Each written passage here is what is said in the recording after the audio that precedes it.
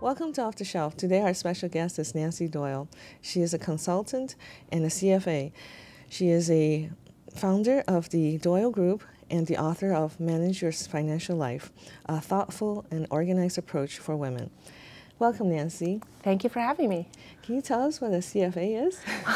A CFA is a Chartered Financial Analyst, and it's a program run through the CFA Institute, and it's for people in the investment community.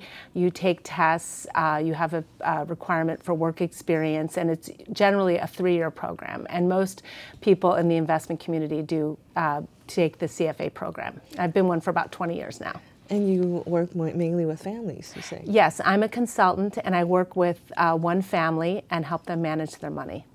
I see. And your book, yes, so let's start talking about your book. Now, when you started writing, how long ago was that before you actually published it? Well, actually, the book took about a little over 2.5 years to write, from the first day I sat down in front of the computer with a blank screen until the final draft was complete. I see. And how did you decide to publish with you? I believe you're self-published. Yes. And that decision, how did you make that decision? Well, there's 2 reasons I decided to self-publish. First of all, I decided to write the book because I've been in this business for 30 years, the finance and investing business, and many women over the year have approached me with questions about finance and investing and how to better manage their financial affairs. So over the years, I looked for resources that I thought were comprehensive, yet easy to understand and approachable. It's also important that they're independent and objective. And I think that some of the works that are out there right now can be very helpful, but when you look at the authors, some of them are actually partnered with financial services firms, or they're trying to get new clients, which is fine. I just think it's important that the readers know that. So I decided long ago that if I was to do this, I wanted to be independent and objective. Also, I'm writing about a fairly technical topic that I'm trying to make very user-friendly and approachable, but it's important that it's technically accurate. So I felt I needed to control the content. So for many self-published authors, finding editors difficult. But can you tell us how you found yours? Well, actually, I had a very easy time finding an editor. As I've said, this is something I've thought about over a long period of time, and about 3 years ago, a little over 3 years ago, I was having lunch with my college roommate, and Deirdre Green, and she asked me about some financial jargon and what it meant. And during lunch, she looked me in the eye and said, "You should write a book." Well, Deirdre is an editor and publisher. She's co-founder of Roaring Forties Press out in the East Bay, and we've worked together on projects before. I've done some investor relations consulting, and she served as my editor. So we've worked together, and it was very helpful for me because I have a financial background. Deirdre does not, and neither does my graphic designer, Cecile Kaufman, who we've worked together before. So I think as an author, it's helpful to choose someone to work with you who has a different background. That is interesting for something so technical. Exactly. You want a how-to type of book. Exactly. You want someone who don't understand this area. Well, I think it's important because if the editor or graphic designer doesn't understand what I'm trying to convey, either in the text or in an exhibit, then my reader's not going to. But also I felt it was important that the book was in my voice, and I've known Deirdre since college, so she knows my voice. So you're very fortunate. Exactly. We work together very well. Yeah. Well, I also find that it's wonderful that your book, for something so technical, you use very personal examples for situations, because sometimes when we actually think about our finances is when something happens, some big family change. Exactly. Right? And I think one of the reasons I also wrote the book for women is many women in their lifetime experience a transition that has a financial impact, if you think about it. Whether it's buying a home, having a child, starting a business, changing careers, widowhood, divorce. All those can have a financial impact. And I found over the years that sometimes women have approached me as they're going through those transitions with a financial impact with questions. And they realize, I'd like to be more involved in managing my financial life. There's some things I don't understand and need to before I make this big change in my life, or I'm going through a big change in my life. And many people have approach me with stories about situations they've been in where they wish they knew more or they wish they had prepared differently. And when I wrote the book, I thought to make it more approachable, I'm going to share real stories. Some of them are my own. Yes. And even though I have an MBA and a CFA, I also have made some mistakes that I wish I had known more in the past. Yes. And I think that those real life experiences really help to illustrate some important concepts. Yes, and well, it makes the book more readable. I mean, because it's such it's such an intimidating topic for many people. I mean, I'm speaking from as a perspective of a woman. And my mother is very technically minded, but when she explains things to me, I still find that there's a hurdle there. You know. Well, I think there's two things that are important. First of all, I took a year to do the outline because I felt with a technical topic that many could find overwhelming. If it's not organized well, you're going to lose people, and you're not going to get, my goal is to help educate people. It's to help women be more engaged. And if the book is poorly organized, people are going to put it down. They're not going to finish it. I'd also like it to be a resource that people can come back to from time to time. And early in the book, I talk about the fact that you really don't need to have a financial background. You don't need to be a CPA to manage your financial affairs.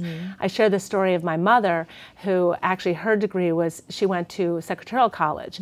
She was a very successful lifelong investor because she learned about it young, she realized it was important, and she stayed engaged through her entire life. And she enjoyed it. Yeah, and she must be very organized. She really enjoyed it. She enjoyed investing. And so I share those stories to say you don't need to have a background like mine or other people of a financial background to manage your financial life.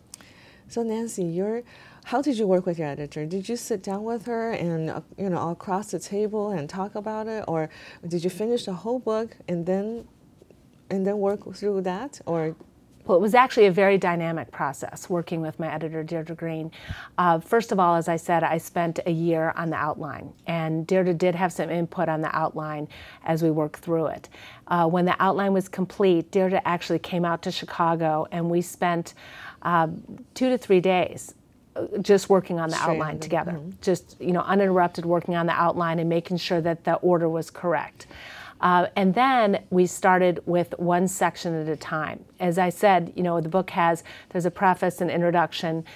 There's the 4 parts of my Manage Your Financial Life system: organize, get organized, analyze your financial profile, educate yourself about investing, and then invest your money. So what I did is I would work on one section at a time, send it to Deirdre, and then I would start working on a second section. And Deirdre also was project manager, so she kept track of where we were with each section. Set deadlines for you? Yes. We had definitely a work plan with deadlines, and sometimes we had to edit it or adjust it as necessary, but it kept us disciplined and on track to achieve our target. And was going back and forth. The section that took the longest to write was the 3rd, which is educate, because that has the most information, and that's probably the most technical. Yes. But I think it's really important for people to understand when they're investing their money, when they're managing their financial life, they have to understand what some of the key topics are, where the risk is, and how that all works together. Because I think what confuses people about the financial services world is really how it's organized and structured and how things are done differently, and I try to explain that. And then once the book was, after several different drafts, we had finished all the sections, put it all together for the first time. We had several different drafts.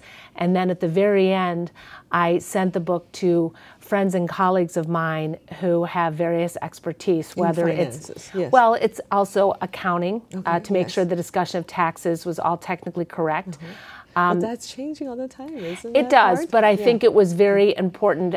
In the book, I don't give financial advice technically. I don't give legal advice. I don't give tax advice.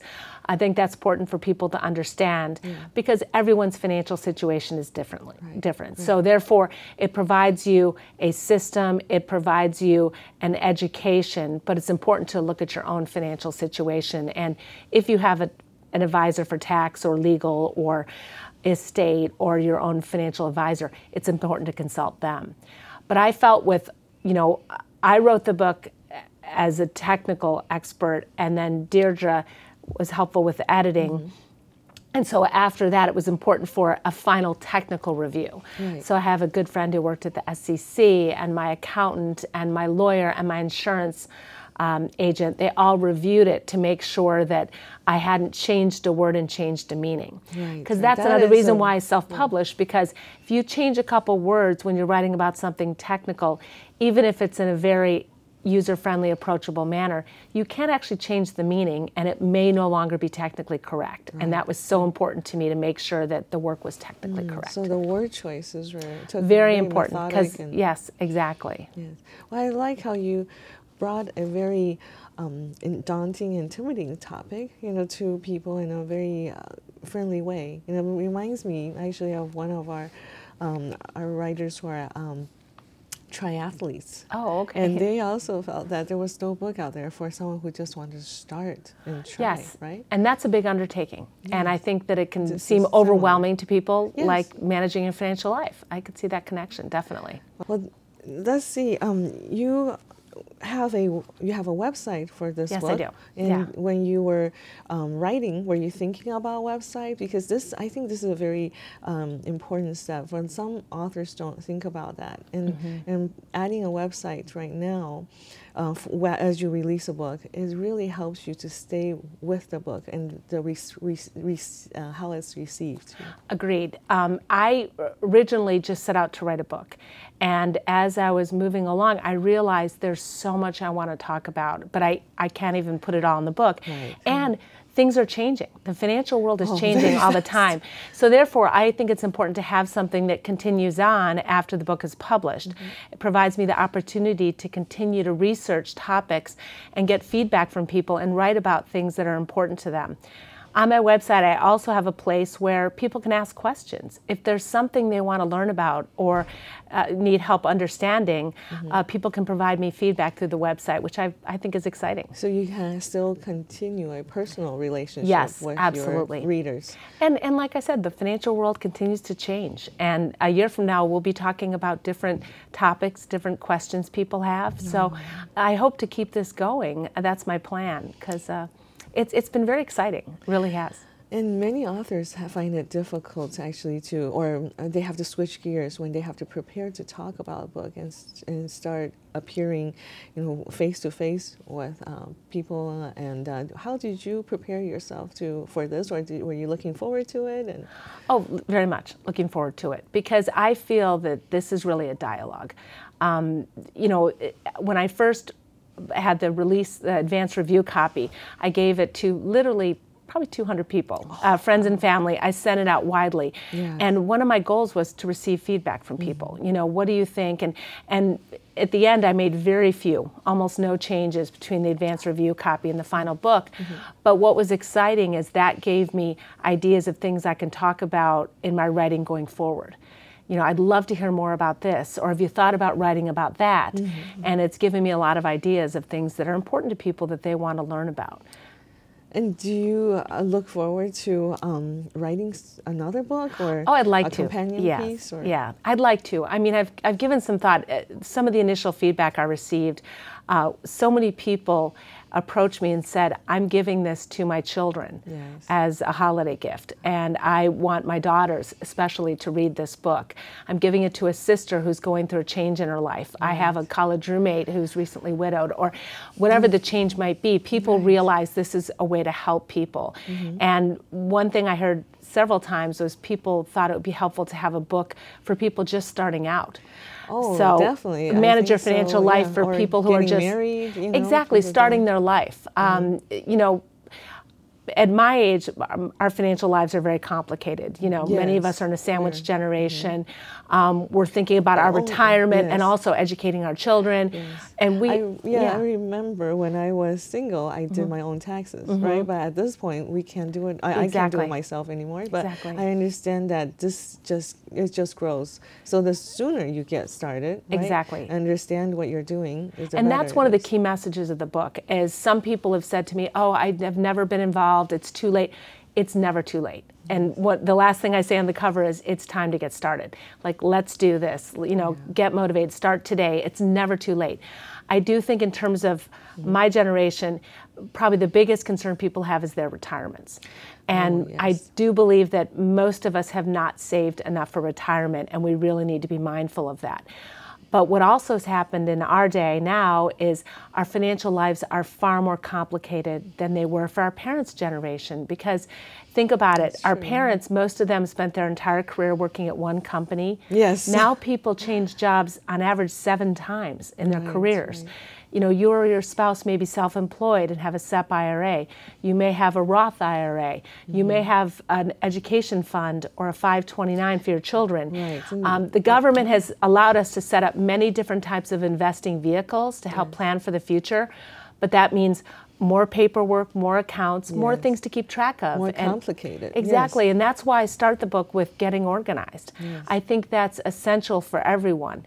But I also think for the younger generation, they need to start out on a path being organized in their financial affairs, because someone, a 20-something starting out right now, has a far more complicated financial life than I did when I was just starting out of college. So maybe the key to why your mother is so successful is because she started early. She did. And the story is her grandmother actually gave her 20 shares of stock for her 20th birthday, and she never sold the stock, and it was actually in GE.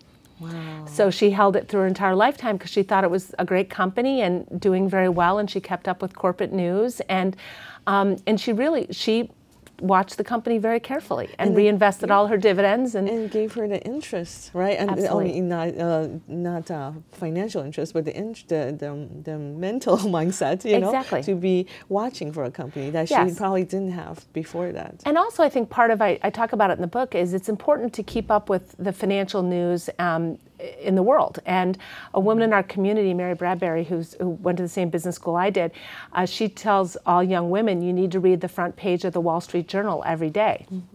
And my mother read 3 newspapers every day of her life.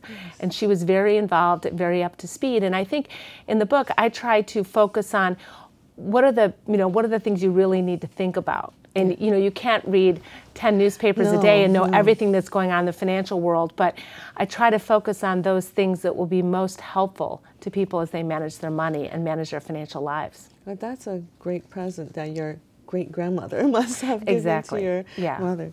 Let's talk about how your book has been received. You tell us the story on your way here. Oh yes, actually I was driving here to the studio today, and I was on Lake, and one of my friends from high school happened to pull next to me and roll down his window and say he saw a write-up in a local publication about the book, and he was so excited for me and the wonderful publicity I've been getting. And I also have sent books to friends and family in other parts of the U.S., and one of my sister-in-laws was actually reading an advanced review copy at her community pool in Milwaukee, and she had 8 people come up to her and ask her where they could get a copy of the book. because I think the cover is I try to make it appealing and not too heavy, and people see the title and think manage your financial life. That's something I'd like to be more involved in. So the feedback's been terrific. And do you find that in your field, because of the internet and investment is so online, that your book could be read anywhere in the United States and not feel that, oh, well, that doesn't apply here? No, and it's actually available on Kindle if people prefer to get their books on Kindle. And I hope I'm putting a lot of the book, not a lot of the book, but what I can from the book in the various areas on the website. So if people have a particular area they're more interested in, they can go to that section of the website, whether it's educating yourself about investing or actually investing your money, analyzing your financial profile, or the first section of the book, which is about getting organized. I see. Oh, that's great.